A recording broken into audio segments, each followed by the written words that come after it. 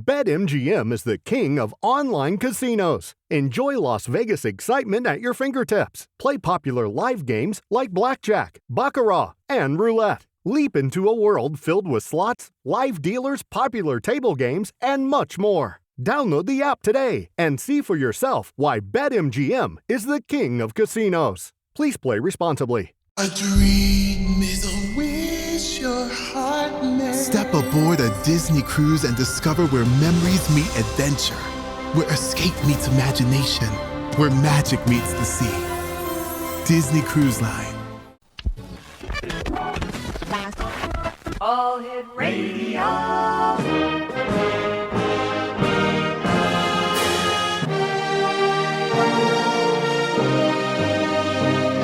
Welcome to the X Zone, a place where fact is fiction and fiction is reality. Now, here's your host, Rob McConnell.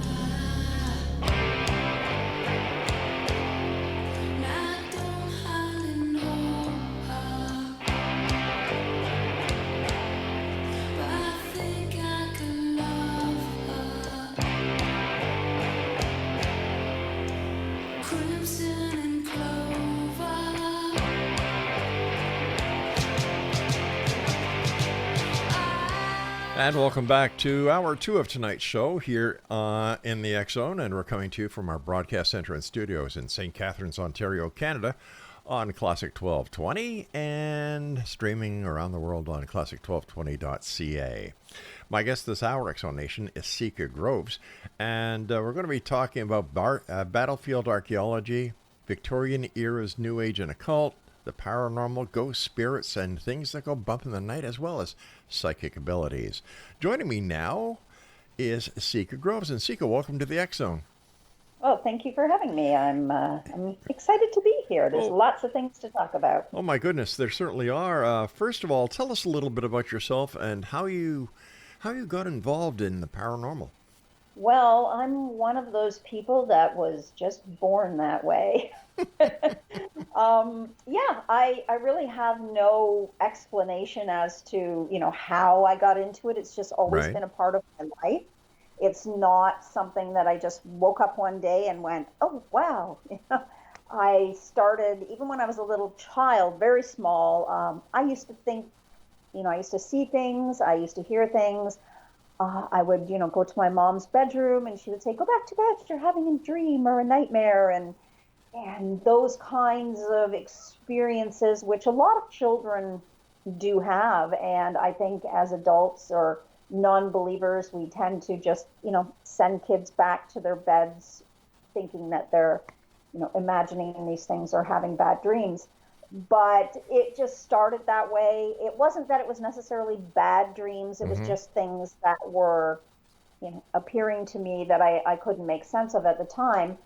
And it just continued and it changed over the years. And I find that it does sort of ebb and flow and it changes.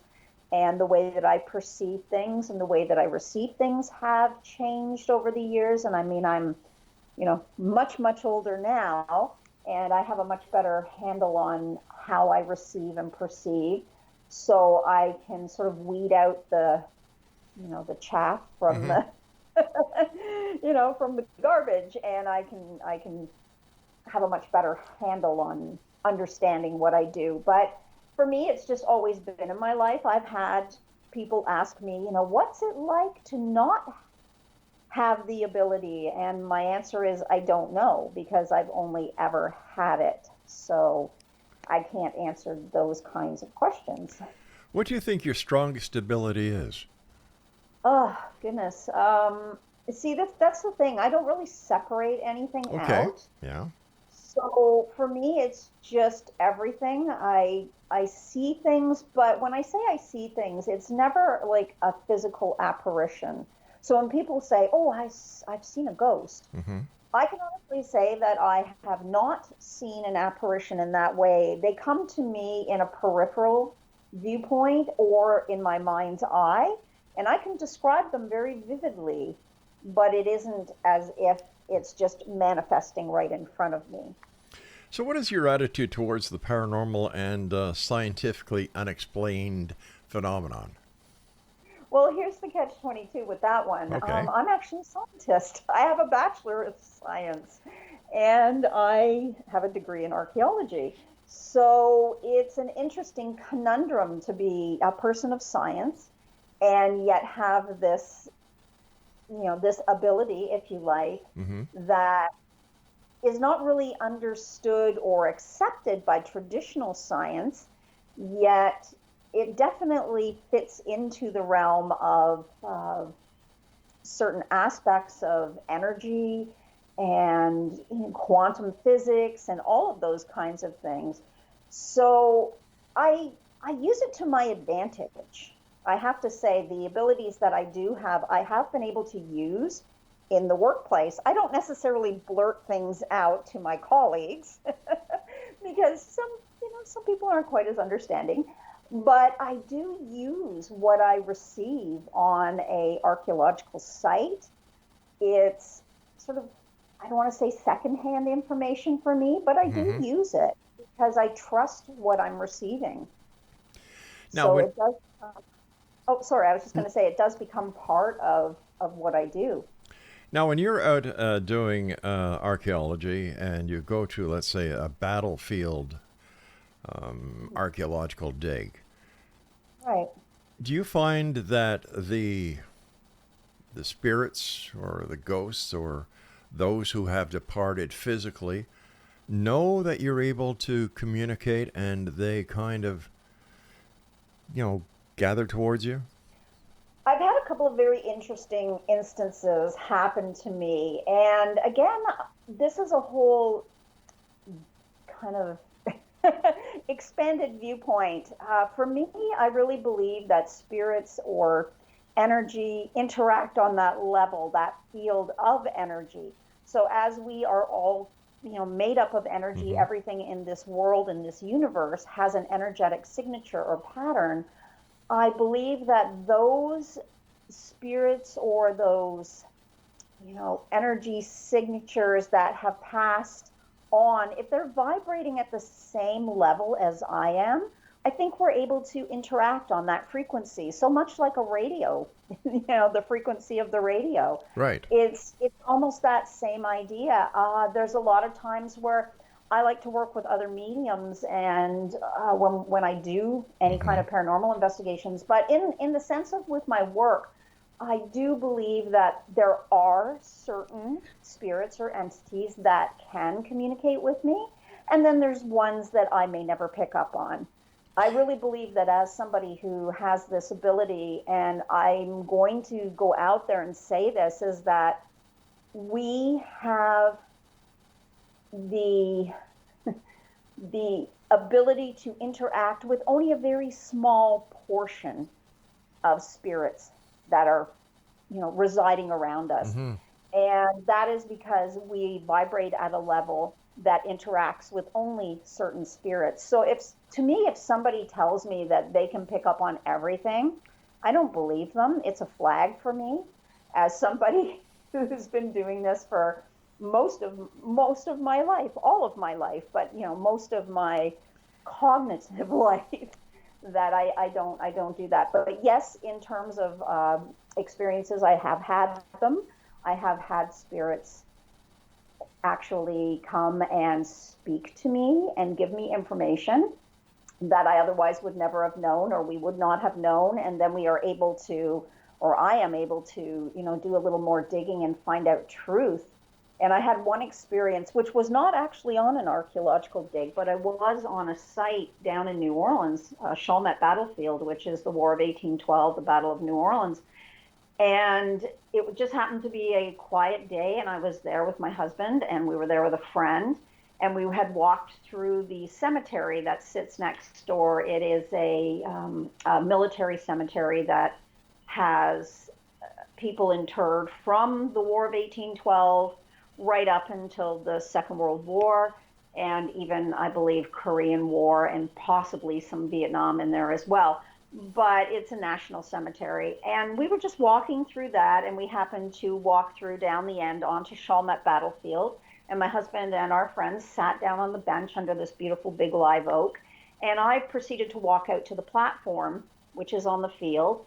And there's a number of plaques out there, and I wanted to look at those, but I was also really interested in the crawfish castles, because there were these fantastic crawfish castles out in the middle of the field. They were about 2 feet tall, and these crawfish build their little mud castles out there. And when I was coming back, and I'd done my thing, and I walked back towards them, everything suddenly changed for me, and I was in the middle of a battle. It was nighttime. I could smell the gunpowder. I could see the flashes. I could see cannon fire coming off of the river. And suddenly these 2 boys come running past me, and one of them grabs my hand and says, essentially tells me, "We've got to get out of here." But he's got this, English accent, and he's like, "Run, run, run." And he grabs my hand, and we start running. And, all of this chaos is going on, and I'm no longer in the sunny afternoon of Chalmette. I'm now in this, dark nighttime scenario.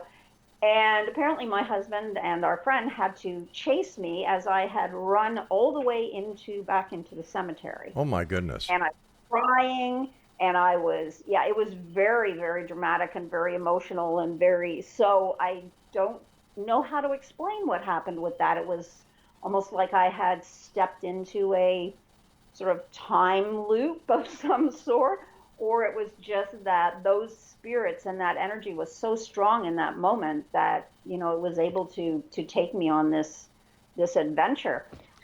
It was it was very different, but I've had that happen numerous times in different locations for different reasons. And so, can I apply that to my work? Well, yes, in some ways, but it's very hard to explain to people where this information is coming from. So sometimes I have to suppress it. Get a little creative. As a member of the scientific community yourself, why is it that other members of the scientific community, a great more number of the scientific community, get involved and investigate the paranormal to help better understand what we're dealing with? I think that, in sort of the honesty of answering that, it's difficult to pinpoint, who might do that. But I do have a number of friends in the science area that are interested. And for the most part, they are people that work in physics and quantum physics. Yes. And they're very interested in that dynamic of energy, the energy exchange, what happens to someone like myself when I interact with, other spirits or other energy that's out there. And it's an interesting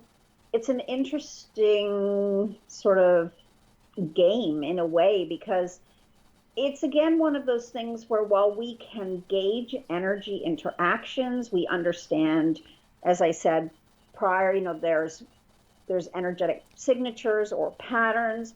We know that that we can see sort of how to gauge those.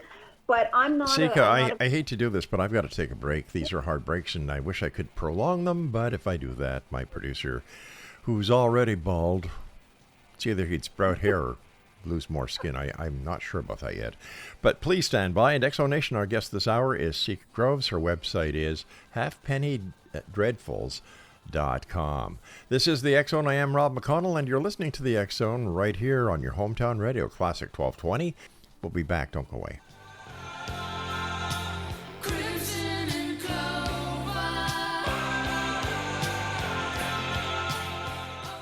Where will Dubai take you now? To see where Dubai takes you now, visit DubaiPresents.com. Wait until your vacation to make a splash. Limit the amount of liquids you pack in your carry-on when you hop on a flight. Use travel containers of 100 milliliters or less. Get more tips to fly through security screening at catset.ca.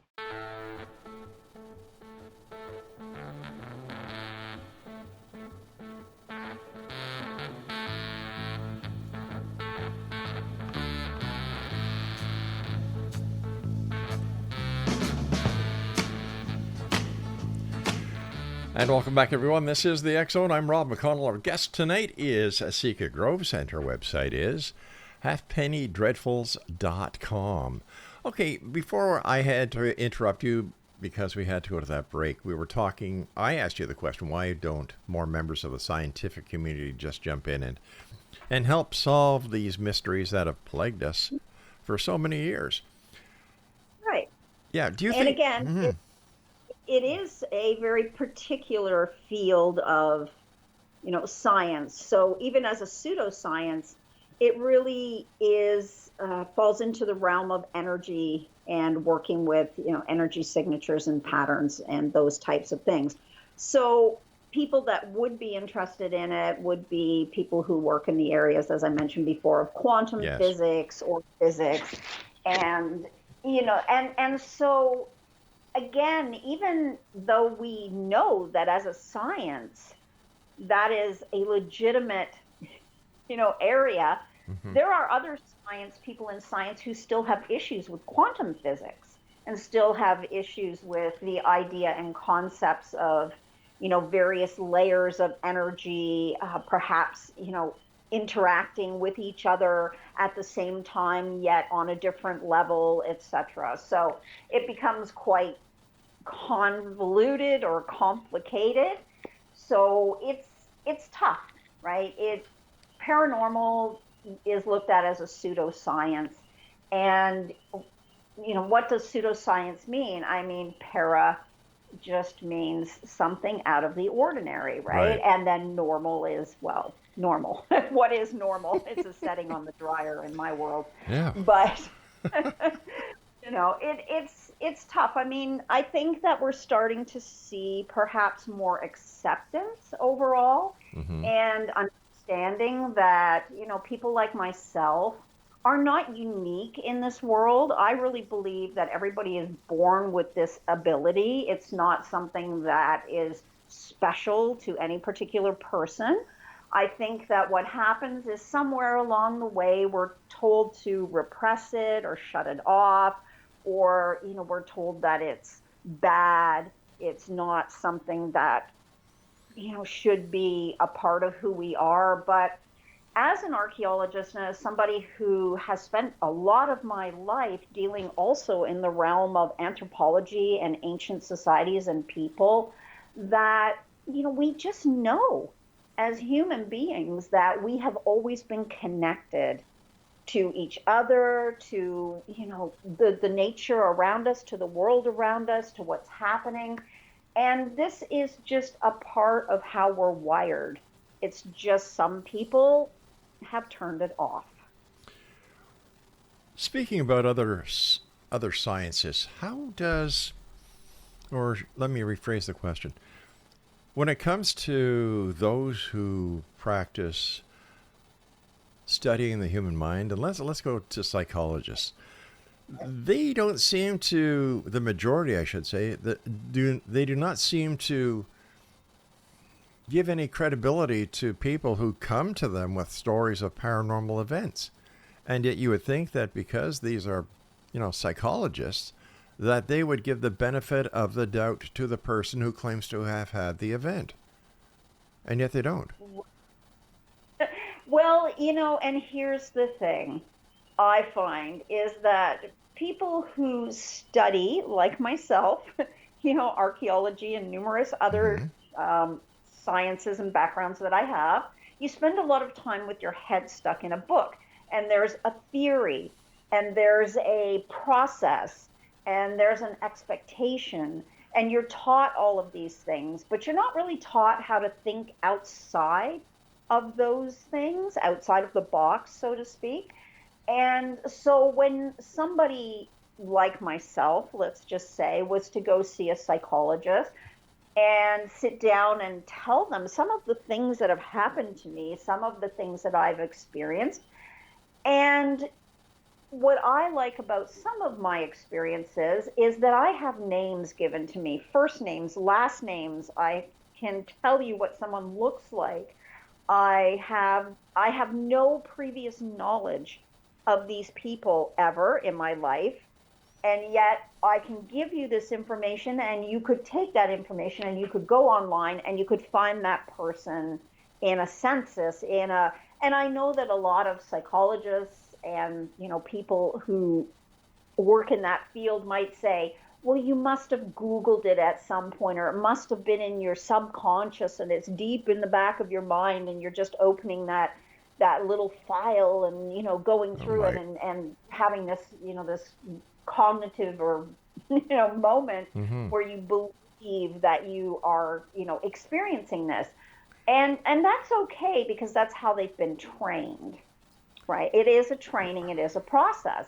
Now, I know a couple of psychologists who are really actually quite open to the idea and concept of the paranormal and people's experiences. Right. So they've gone beyond what their training has been, and they are starting to, you know, look at what people are telling them and not just shutting them down and thinking they have a mental, you know, something wrong there.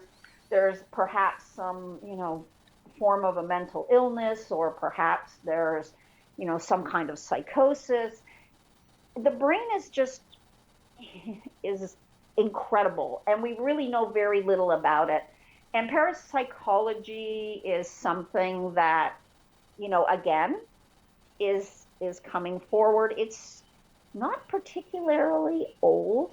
Psychology is still pretty new in the world in terms of medicine.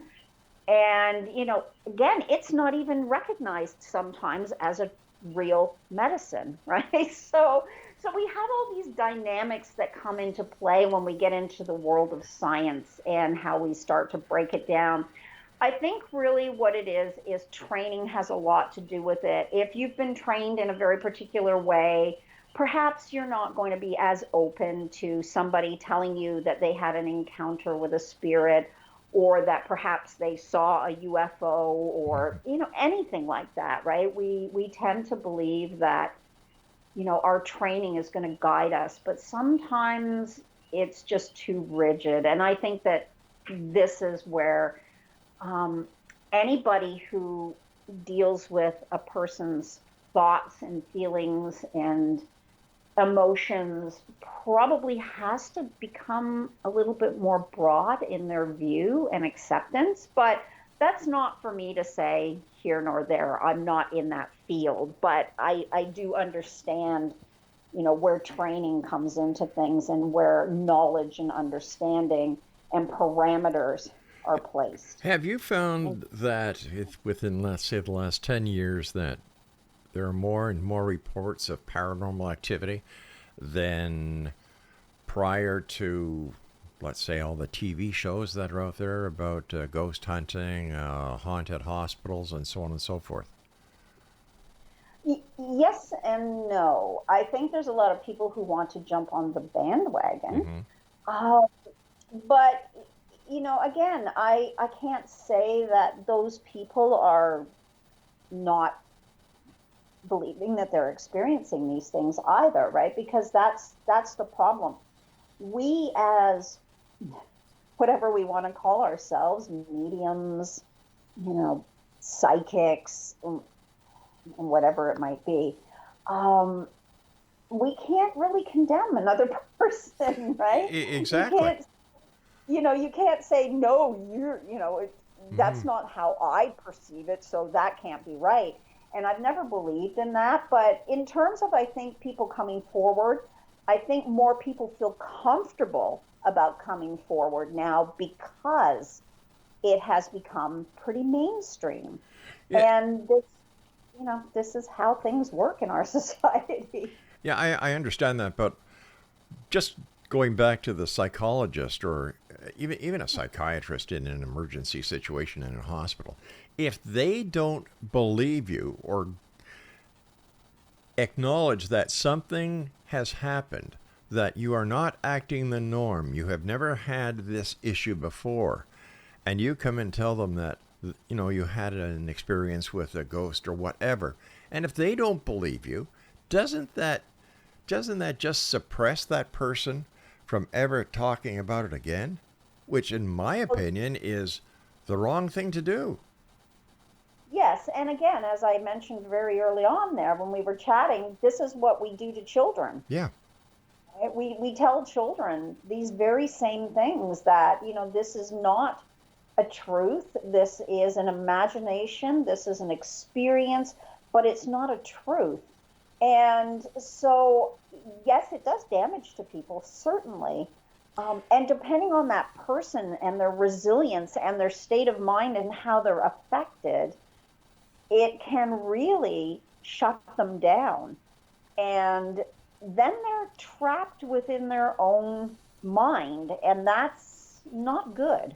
I think, in terms of who we are, people who perceive and receive, is that we need to be supportive of each other and reach out and let people know that it's okay, that if maybe that psychologist or that psychiatrist wants to, prescribe you medication or do, and it's not to say that there aren't people that do have, issues, right, that require this.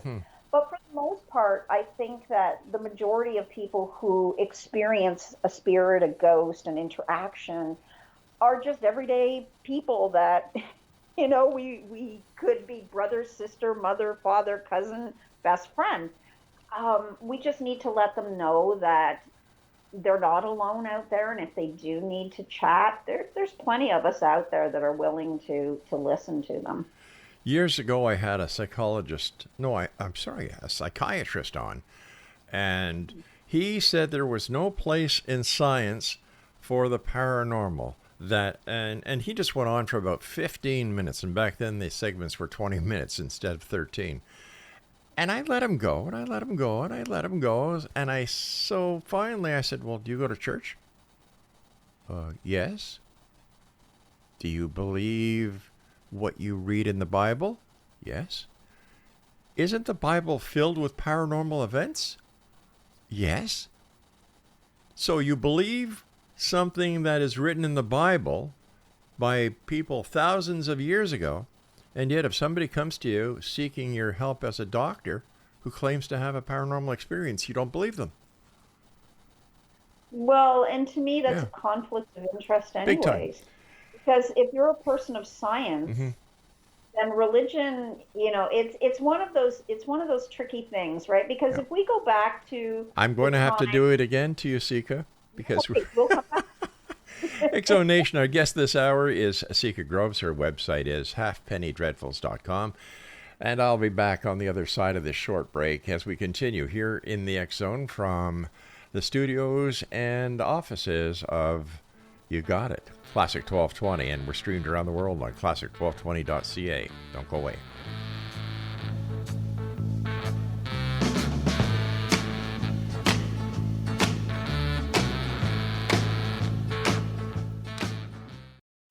Attendez d'être à destination pour faire des vagues. Limitez la quantité de liquide dans votre bagage de cabine quand vous prenez l'avion. Utilisez des contenants de moins de 100 ml. Découvrez plus d'astuces pour franchir les contrôles de sûreté à axta.ca.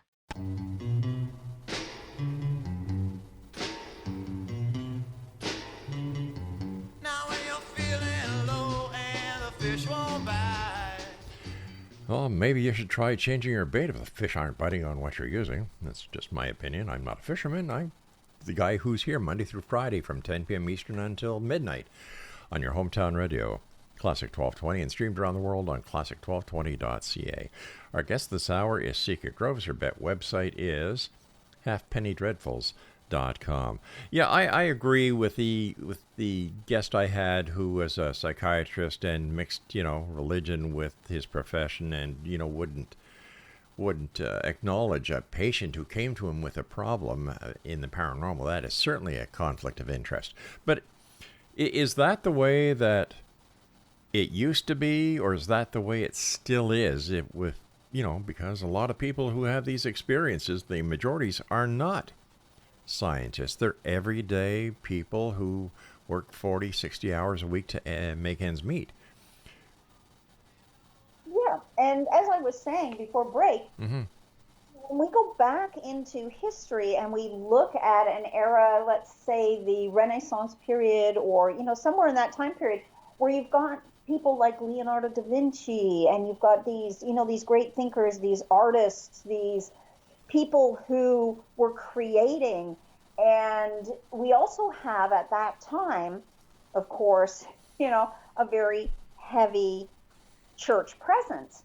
But science and religion were, for a lack of better terms, bedfellows in those time periods. Mm-hmm. And so while you were, able to understand the nature of the universe, you were also able to understand that, perhaps that universe, even though the church is saying it's created by God, people of science like Bacon and Da Vinci were conflicted by that. Even Darwin was conflicted, with his ideas of evolution and the concept of God creating man and all of that, when he was seeing very different things happening in nature, very different patterns of evolution. And so we've always had this conflict, right, of science and religion. But earlier on, it was a little less of a conflict than it has become today. And I find that when people, like you mentioned, the psychiatrist who was, going to church and believing in his, his belief system and his God, and yet can sort of not willing to be open to the concept of somebody having interaction with a spirit, to me does become a conflict of interest, because you can't really believe in one thing and yet not believe in the other, right? So it becomes a very similar situation, because, as you said, biblically, there's an awful lot of miracles that went on. Yeah. And the Catholic Church believes in exorcism. Well, why do they believe in exorcism? Because, if you have to exorcise the spirits or demons out of people, clearly there's something otherworldly going on out there.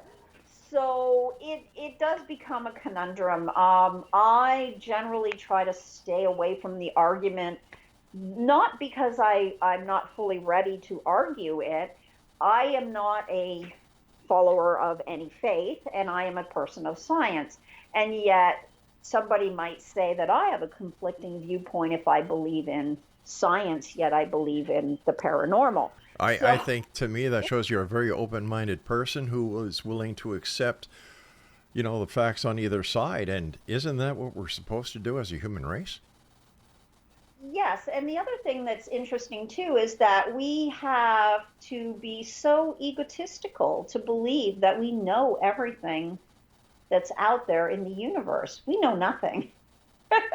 We know very little. We create and we manufacture our beliefs. And yet, we don't really pay attention to what's happening in nature. There's very few people that understand how nature even works, the constant play of nature, or how every object, anything, it doesn't matter what it is within our universe, has an energy signature or a pattern that can be recognized if we pay attention to it. So what's to say that as human beings, we're walking around, we're giant batteries, essentially, with flesh, that, when we are created, there's a time where there's two things that happen. There's something known as the God spark. And I mean, that's the name given to it. I don't necessarily think of it that way, but it's the moment of birth and the moment of death. There's this energy that when we are born, suddenly our bodies have this spark where, a baby is born and its eyes open for the first time in the world, and suddenly it's exposed to all of the energy signatures around it. And then when we die, our own energy goes back out into the universe. There is no denying that. This fleshy bag that we walk around in is just that. But when the body dies, the energy does not die. It just dissipates and it goes back into the universe, and it becomes a part of that universal signature. So are we talking about the soul or consciousness at this point? I suppose we could say this would be the soul, okay, right? Or if you want to tie consciousness into it, energy is a signature, and our brains are wired and they're creating a constant energetic pattern as we think. And as we know, people have their own energetic signatures. So when we do pass, that signature, soul, whatever you want to call it, now becomes free into the universe, and it's out there moving around. So it becomes a part of everything that's going on. Now, can we prove this? Again, this is one of those weird pseudoscience moments where quantum physics, all of those things start to come into play. It's tough to it's tough to try to explain it without sounding like you're slightly crazy. Oh no, make yourself at home. This is the X Zone. Believe me. Would this explain the possibility of reincarnation? And there's something to reincarnation. Yes, I don't technically believe in reincarnation per se, but I do understand that that energy signature could find a new host. So perhaps, yes, if you want to look at it in that way. Why do we have this thought of reincarnation, right? Where did it come from? Why do we feel like this happens? I mean, these are all questions that, for the millions of years that hominids have been walking around on this planet, clearly some understood much deeper the way that nature worked and how things happened. Is it possible that the reason why certain people believe that reincarnation is real is because they don't want to accept the finality of death? From the moment you're conceived is the moment you start to die. Of course. And, that's a scary thought to a lot of people, right? Yeah. And so a lot of people, and again, this is why religion is so highly popular, because it's really giving you that, that so-called key to the afterlife, and so as human beings, it consumes a lot of our thinking and our thought. Death is something that we are constantly confronted with, and so a lot of people have fear of death. And so yes, some of these reasonings could be why we hope for reincarnation. Are we going to come back as somebody else, or ourselves within somebody else's body? These are all questions that, again, until we actually pass into that realm, we can't answer in this realm. What is your opinion about past life regression and people who, under hypnosis, reveal facts about a past life that can be authenticated? So here's something really interesting about that, and I'm kind of glad you asked me that question. I really don't believe in past lives. What I do believe in is regressive signature information imprinted on DNA. So what does that mean? That means that somewhere in that family tree of all of us, and, they're very vast, we have a relative who experienced that situation, that experience, whatever it might be, and that is imprinted in the DNA that is then passed down through the generations to people, and they are literally seeing memories of their extended family. That is kind of what I feel like has some truth to it. I've done a lot of dabbling in DNA studies and talking to a lot of people who are very learned in it. And we really, there seems to be a lot of energy signatures within DNA that could possibly be retained. I mean, much like, artistic ability, or, having a great mind for mathematics, or any of these things. I mean, if we search in our family trees, we're going to find other relations who have these qualities, these gifts, these abilities. And so, we're not just born boop, like Mozart, perfect example, right? He was honed as a musician by his father, who was a musician, whose father was a musician. So genetically, that is already in the DNA, right? So right. I kind of like that idea. I don't know that I would at this point run with it and say it's a thing, but it makes a lot of sense to me. And I had an experience. Actually, I had a recurring dream for many years. What we're going to do is we're going to do a bit of a cliffhanger here. I have to take my final break, and when we come back, I'd love to hear your dream, because I love talking about dreams. One of my favorite subjects.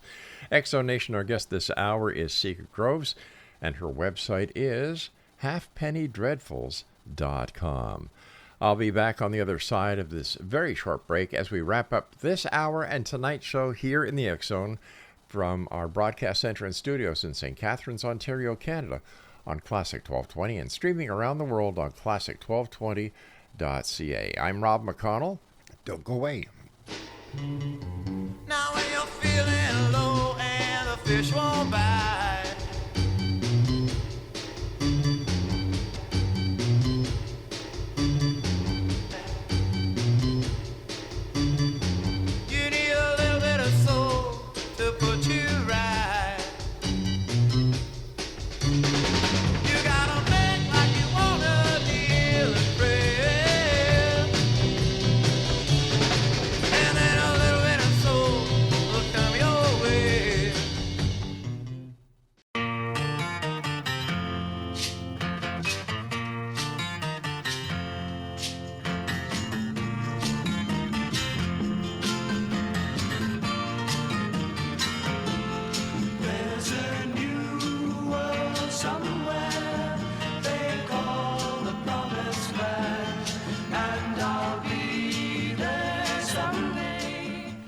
Sika Groves is our special guest this hour. Exonation, her website is www.halfpennydreadfuls.com.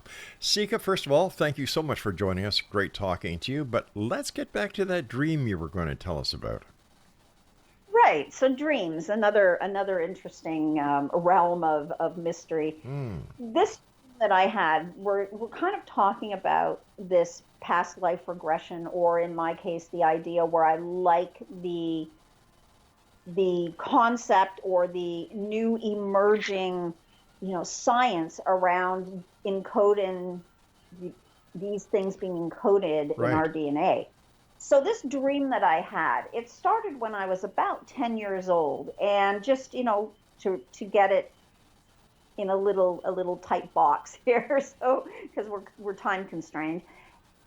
Essentially, I would find myself in what appeared to be a sort of apartment, but not in a modern apartment. Think of an apartment in an old castle or a Renaissance, style manor house. This apartment where I had a large, lovely room with a sitting area, a big bed, windows I could see out. I could see the river down below. And I would wake up, and I was an older woman, probably in my late 30s, and I was in this Renaissance time period. And I would open this big door, and I would walk down this hallway. And I would walk down this hallway, and I would get to the end of this hallway, and it would make a sharp right. Right in front of me was a fish tank, very strange, in the wall of this castle. So this dream would happen, I don't know how often, but enough that I became very familiar with every aspect of it. I could describe the room very vividly, the colors, the smells, the sounds, all of those things. So many, many years later, I was still having this dream, and I was in probably my early 40s, I guess, and I had the dream again, and I was like thinking, I should just write all this down. So I started writing everything down. And then I happened to come across this book that someone had gifted me, and I thought, I'll read this book. It didn't have anything to do with the dream, But, the book and the dream kind of go hand in hand. I started to read this book about Mary Queen of Scots. And Mary Queen of Scots had this experience where she was locked away by her cousin Elizabeth I in this room, in this apartment, for a good portion of the latter part of her life before she was beheaded.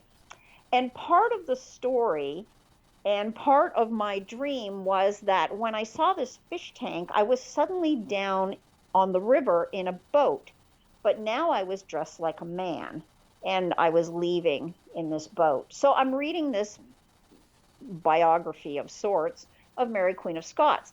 And here is this experience where she was locked in this apartment, and the fish tank had nothing really to do with the whole concept of it. I think that was just a trigger for me to realize that the two parts of the dream were actually the same dream. But there's not enough time to really get into that portion of it. But anyways, reading this book, the story was Mary tried to escape. She dressed as a man. She got in this boat. They tried to row her away from where she was being held. She got caught. She was returned. I found out, now I'd already known this for a number of years, that my grandfather's side of the family are Stuarts, and his mother was a Stuart. And I wondered when I was told this, Mary is something like my 12th great grandmother. Was that dream that I had something that was encoded in my DNA that was reliving her experience? And the fish tank just happened to be something that I identified with as a child, because we had a fish tank in the living room of our house.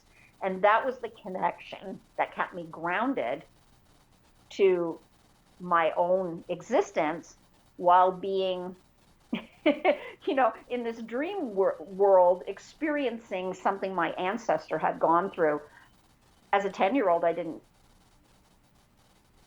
But that the embeddedness of these events in the DNA takes, is quite possible. Alrighty, it seems that my producer is telling me that he thinks we lost our guest. Let's see if she is around. Are you with us, Sika? No, it seems that Sika is not with us, but Craig is going to keep trying to contact her, and as soon as we can get her back on, we will. But for those of you who are just joining us, our guest this hour is Sika Groves. She holds a Bachelor of Science in Archaeology and is a historian who specializes in the macabre. Tell me, Exonation, are you skeptics or are you believers? Do you believe in reincarnation? Now, we've had a number of guests on the show recently who present a very powerful case for reincarnation.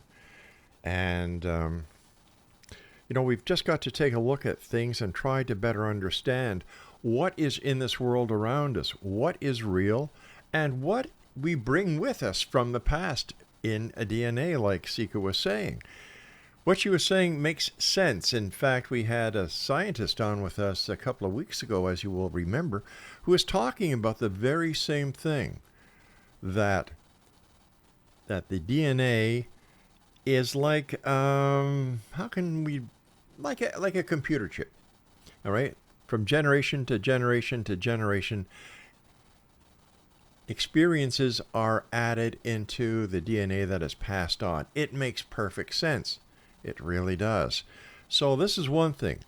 I would like you to let me know, X-Zone Nation, how you feel about that. Do you think it's possible that past life regression opens up the key to the DNA sequencing or the DNA experiences of our past relatives? And this is what the past life regression is really about. It has nothing to do with what you yourself have gone through. But these are recalls or data that is being retrieved and played back and being exposed and explained that we believe that we have experienced. I hope I've I hope that you can understand and follow what I was trying to get across. So that's one thing. Now, another thing that we've been talking about a lot here is out-of-body experiences, near-death experiences. And when it comes to near-death experiences, over the years, I've had a number of medical doctors who have worked in emergency operating situations where they have talked to the person after, and we have talked to the person who has had the experience, and the information that they are getting back is something that is just astronomical, that just cannot be explained, except that they actually were out of their body and that they actually did see things that they could only see if they were there looking down. So there's another thing.